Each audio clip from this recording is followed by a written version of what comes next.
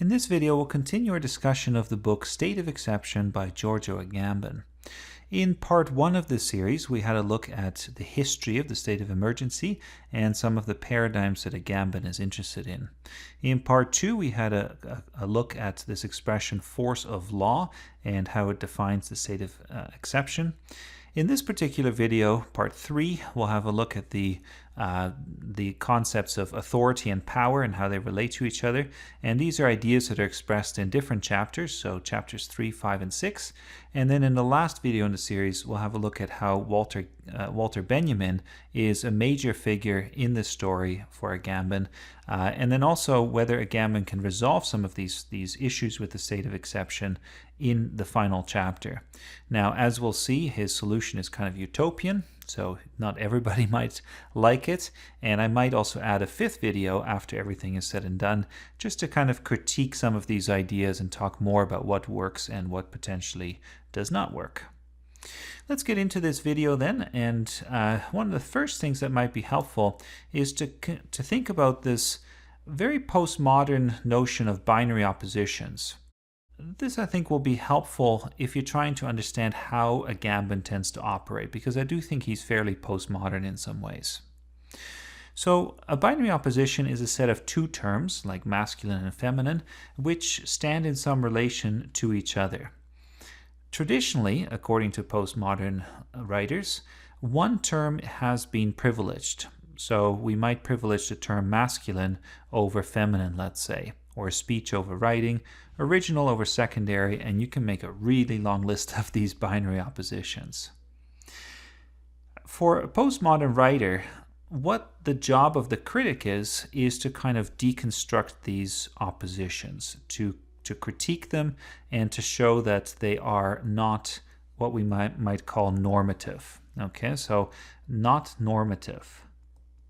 And this word normative, I think, is useful because, of course, when we're talking about the law within Agamben's way of thinking, the law is a norm.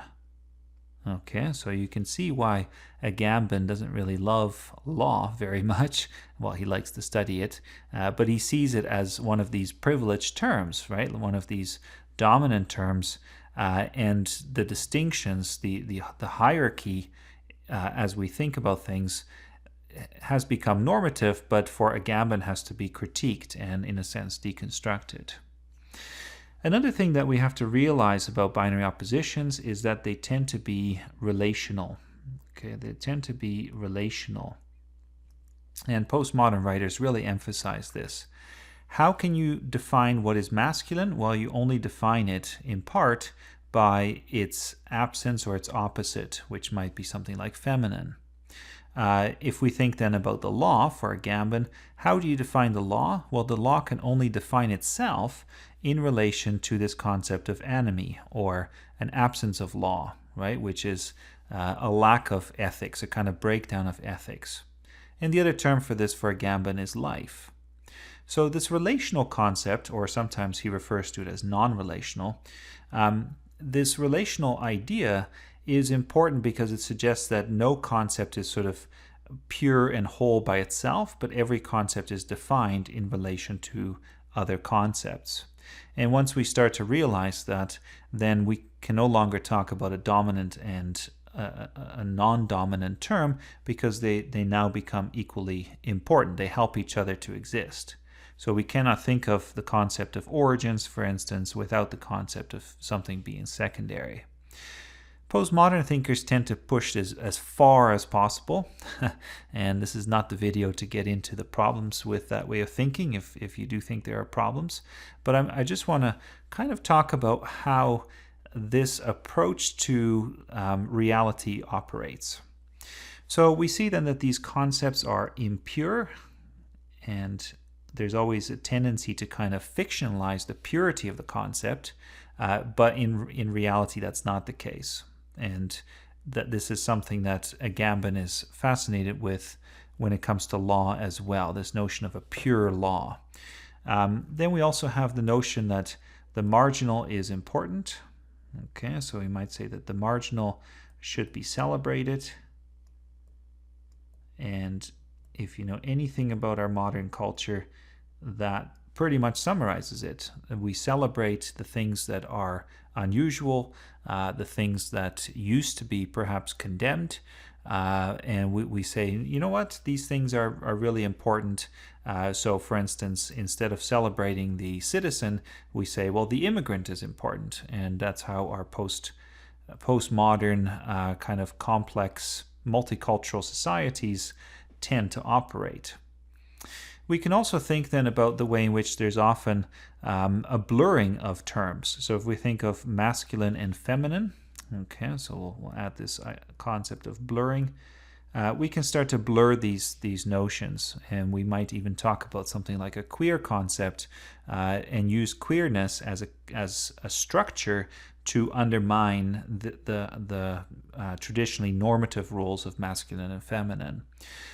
So if we think of something like queerness, for many postmodern writers, it would also be not simply something to be valued in its own right, but also a way to kind of deconstruct or critique traditional hierarchies.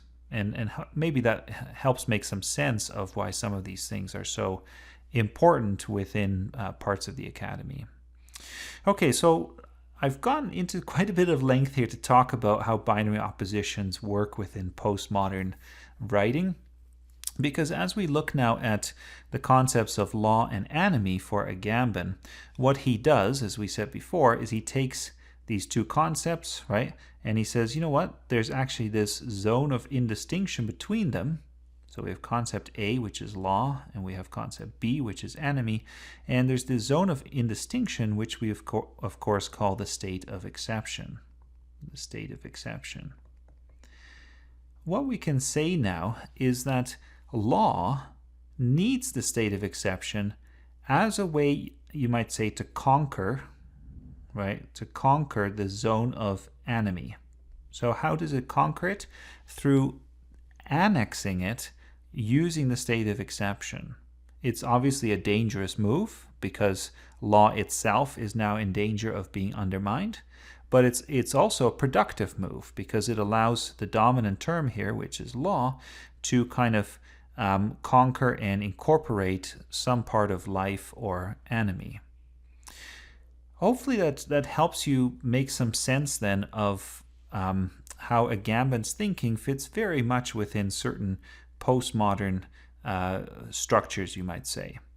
At this point, it might be worthwhile to point out three potential problems, and I'm going to do this quite quickly, and you can always replay this if you need me to slow down. But these are the three problems that you might think about. First of all, there's a tendency to suggest that the dominant term is always bad, right? It's the privileged term. So within our culture, we tend to critique masculinity, for instance. We talk about a toxic masculinity. And the law, as the dominant term within this kind of thinking, then also can easily become toxic. In fact, one of the words that Agamben uses for it is contaminated. So he's often quite negative about law as a concept. And related to that, there's a tendency within Agamben, I would say, to suggest that the law is very rigid. Right? It's rigid because people just enact it, they apply it without having much of a sense of equity within the law. In other words, there's no regard for circumstances, there's no freedom to think for yourself.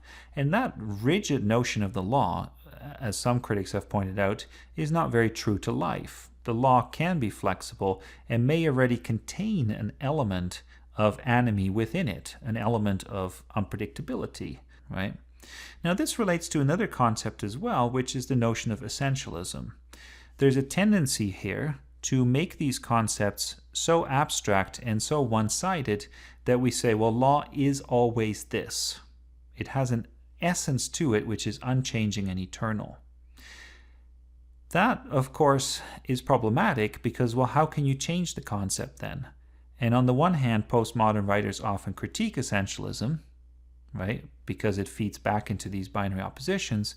But on the other hand, postmodern writers often construct essentialist terms in a kind of straw man argument form because they need these essentialist concepts in order to take them down into critique. So it's sort of a weird relationship, you might say.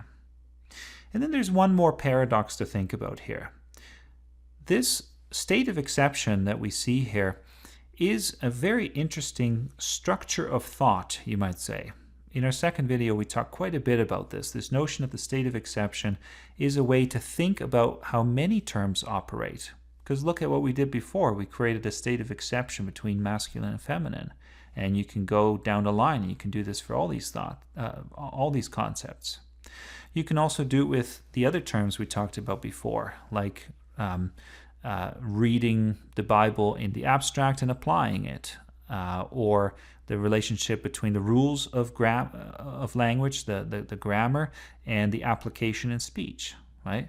So the state of exception, then, you could say, is a kind of structure of thought. A structure of thought. Okay. And as such, as we said before, it can become the norm, which is itself ironic.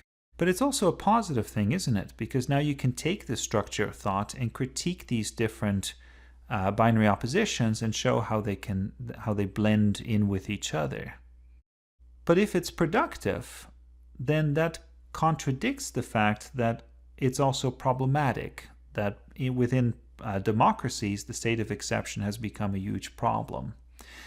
And I think that's a fascinating kind of tension within Agamben, which he doesn't necessarily work out. This notion that the state of exception is a structure of thought, a kind of postmodern paradigm, you might say, that operates everywhere, and yet it's this problem that plagues the law and that has to be resolved somehow. Okay, so lots to think about here. Now that we've talked about these concepts in the abstract, I'd like to move on and have a look at some moments in history, because that's what Agamben does as well. And these moments of history will shed a bit of light then on how Agamben thinks about the relationship between law and enemy. The first thing he talks about, this is in chapter 3, he talks about the concept of the justitium. Okay, so this is a kind of suspension of law. Okay, a standstill or suspension of law. There we go. And this particular device or tool, you might say, comes to us from the period of the Roman Republic. It was in use for less than 100 years, quite sporadically, and it's a fairly rare thing. But what happened was that occasionally the Senate would issue what's called a final decree, a final decree of the Senate, Senatus Consultum Ultimum. And with that decree, that would sort of incorporate also these two other things. So first of all, a tumultus would be decreed, and that would be the emergency. Okay, so that's the emergency, which consists of riots and fear and chaos in the streets and disorder and things like that. And then because of this emergency, there would be a need for a justitium, for a suspension of law, because that would be the only way to deal with this emergency. So that's kind of the tripartite structure, you might say, where we have a Senatus Consultum Ultimum, this decree of the Senate, which deals with the tumultus, and then this leads to a justitium. Okay, now why is this so interesting for Agamben? Obviously, it's a kind of state of exception, and we can see that, but there's more going on here. There's something here in terms of who has power. Now, normally it would be the magistrates and the people who would have power. Okay, the magistrates and the people. But in this case, it's the Senate that seems to be in charge. And what the Senate does through its justitium is it actually takes the power away from the magistrates, and it gives this power, this imperium as it's called, to the ordinary citizen. So as we look at this then, how can the Senate do this? Well, it does it because it has what we might call auctoritas. All right, authority, auctoritas. And this kind of authority is not a traditional power where you simply say, well, we have the power to enact the law or to do this or that. It's a much more ambiguous kind of power or authority. And the way in which we can define it is that it's a power that grants legitimacy. Okay, so in order to grant that legitimacy, this auctoritas is kind of outside of the law, in part. It's outside of the law, and the Senate then, because it has this external authority, it can now declare that the law is suspended, right? You sort of have to be outside of the law in order to say, you know what, we're going to suspend the law, because if you're inside of it, that's obviously more difficult to do. Then you might have to abide by the law. So as a result then, the auctoritas, the authority, leads to both a suspension and a reactivation of the law, and it kind of stands outside of it. The other term is the term potestas, or power. All right, so power. And this traditionally resides with the magistrates and the people.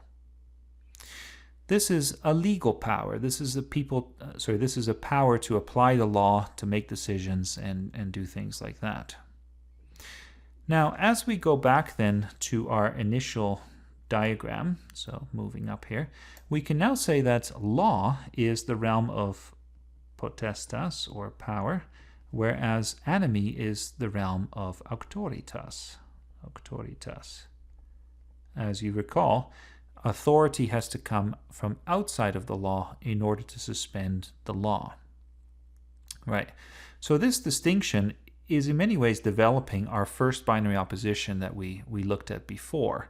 And as Agamben goes on, particularly in chapter 6, he's really fascinated by this contrast. Moving on in history then, we can say that something weird happens to this notion of the justitium within the time of the emperors, when the concept of justitium is no longer simply a suspension of law, but is a kind of public mourning for the death of the sovereign. So why does that take place? Well, Agamben argues that with the emperors, what we get is a different concept of sovereignty. So in this case, the sovereign, right? The sovereign combines two things together, and those two things are law and animi. And if you follow the logic here, the sovereign is a kind of living state of exception. So we can call him a living justitium. There we go. He is a living state of exception. He can do what he wants. If you think back to the Roman maxim, what pleases the prince has the force of law, and in that sense he's also a living law.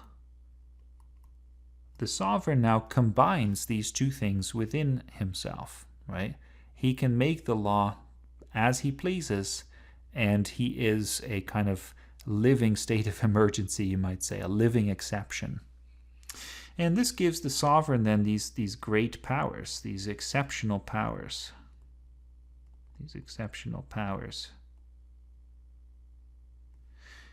Now, you can see then that here we have both potestas, but we also have authority. And the name, Augustus, if we look at his name, you can see in that name the concept of auctoritas. Another term that's often used is dignitas, dignity. And these concepts really suggest that the sovereign then has this kind of external power, which allows him to do all these amazing, well, not amazing, but astonishing things. What happens then when the sovereign dies, right? What happens when there is death? Because we've now combined these two concepts. How do we deal with some kind of transition? Well, we deal with it through a kind of ritualized mourning. So we come back to this concept of public mourning. And in that mourning, we have animi, in a sense, because the justitium now, so there we go, is a kind of breakdown, right? A breakdown of law and order. But it's also ritualized, which means that there's a structure to it, and there's an element of law, you might say, within that. So again, it's a kind of zone of indistinction. We've seen two different ways to deal with law and animi then. In one model, one paradigm, they're separated between the Senate and the other ruling bodies. And in the other model, with the sovereign, they are combined. As Agamben goes on, he talks about quite a few different moments in history, but he's always interested in the same paradox or the same relationship between law and order. So he talks about carnival, right? Carnival, we can clearly see how those concepts are combined. Charivari, which is when a wrongdoer is perhaps paraded through the streets. People play loud music. They bang pots and pans together. Sometimes they have an effigy of the wrongdoer and they punish that. So that's a kind of festival which has legal overtones, but is also an element. It also has an element of anarchy, of chaos and disorder. If we think then also about the medieval period and the early modern period, we have the doctrine of the king's two bodies, where the king has an official and a natural body, and this has been talked about by the critic Ernst Kantorowicz. And there too we can see this way of thinking about the sovereign as being both life, right, in terms of his body, so anarchy, and law in terms of his official function. Again, there's an attempt to kind of make sense of this weird conflation of these ideas. In the Middle Ages, we also have a separation sometimes. So if we think of the church with its spiritual authority, you can think of the church potentially having more auctoritas, whereas the king or the Holy Roman Emperor has power. We're not going to spend too much time going through all of this, but eventually we get to Hitler. And with Hitler, we get to the concept of the Führer, okay, which means guide. So what we have with Hitler is, you might say, a kind of return to the Roman sovereign, because Hitler also rules not simply on legal power, but also through a kind of charisma. Okay, so he has charisma. And how do you describe charisma? It's not a legal concept. It has much more to do with auctoritas. Auctoritas. So the problem then is that with Hitler, in a sense, we have combined again these concepts of auctoritas and potestas. They've come back together, which, as Agamben points out, can be a very dangerous thing, because the result is that the state of exception becomes the rule again, right? So the state of exception, this is always the problem in the book, the state of exception equals the rule. And how do you resolve that? The danger is that when the state of exception becomes the rule, it becomes a kind of killing machine, because now you get the Holocaust, you get all kinds of infringements on people's rights, and that's the danger when auctoritas and potestas come together and are conflated with each other. That's basically the reason why Agamben takes you through this whole history, and I've simplified it for you and kind of sped it up as he goes through these 3 chapters. I think you will find it's a bit disorganized in the book sometimes, but it's a fascinating history, and in our last video in the series we'll start thinking about, is there a solution to this problem? How do we get out of this conflation where the state of exception has become the rule?